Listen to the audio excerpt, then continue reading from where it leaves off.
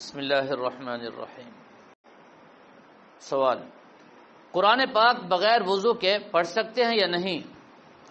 حدیث شریف میں بھی آتا ہے اور خود قرآن پاک میں اللہ تعالیٰ فرماتے ہیں لا یمسہ الا المطہرون، بغیر وضو کے قرآن پاک کو کوئی نہیں چھو سکتا۔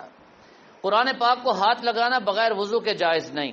البتہ کوئی شخص تلاوت کرتا ہے قرآن پاک کو ہاتھ لگائے بغیر، حافظ ہے یا اس کو سورہ یاسین زبانی یاد ہے یا قرآن پاک کی کچھ صورتیں اس کو یاد ہیں، زبانی تلاوت کرنا چاہتا ہے تو بغیر وضو کے تلاوت کر سکتا ہے۔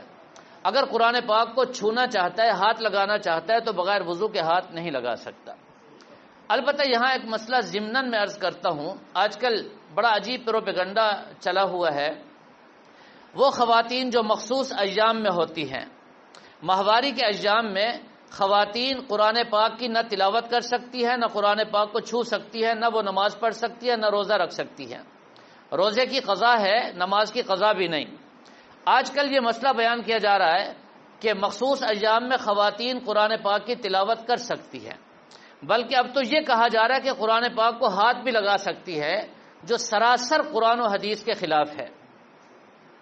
احادیث مبارکہ میں سختی سے منع کر دیا گیا، مخصوص ایام میں خواتین نہ قرآن پاک کو ہاتھ لگا سکتی ہیں اور نہ بغیر ہاتھ لگائے تلاوت کر سکتی ہیں۔